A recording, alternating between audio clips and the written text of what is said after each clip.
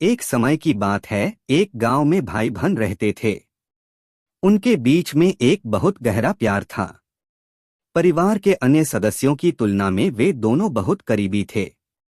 गहरी दोस्ती को देखकर उनकी माँ बहुत खुश थीं। एक दिन उन्होंने अपने बच्चों से बोला, रक्षाबंधन के दिन चाहे तुम दोनों जैसी ही बोझ चढ़ाएं। इसके बाद तुम्हारे भाई के सिर पर तिलक लगाएं और उसे एक राखी बांधें। इससे तुम दोनों का रिश्ता और मजबूत होगा। रक्षाबंधन का दिन आता गया। भाई बहन ने राखी के लिए खरीदारी की और सरसरी बांधी बढ़ा रखी।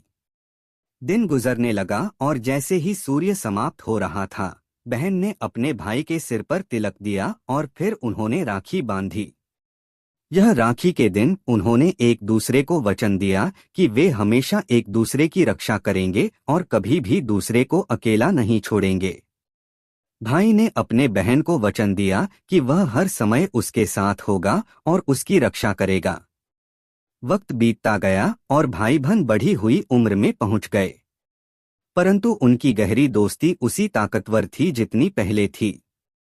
वे हर बात को एक दूसरे की सहायता से निपटाने लगे थे। एक दिन बहन को बाहर चलने के लिए जाना पड़ा और वह डर से बहुत परेशान थी क्योंकि उसे रोड पार करनी थी। उसे अपने भाई की सहायता की आवश्यकता थी। भाई ने उसकी समस्या को समझते हुए उसे आश्वस्त किया और उसके साथ चलने के लिए तत्पर था। इस आशा के साथ कि उसके भाई के साथ होने से उसका डर दूर हो जाएगा, बहन ने रास्ते पार किए। इससे न सिर्फ उसका डर कम हुआ, बल्कि उसने अपने भाई के साथ जीवन का हर मुश्किल पेशानी उभार निपटाने का आभास किया। रक्षाबंधन का यह त्योहार उनकी शक्ति को और बयां कर रहा था।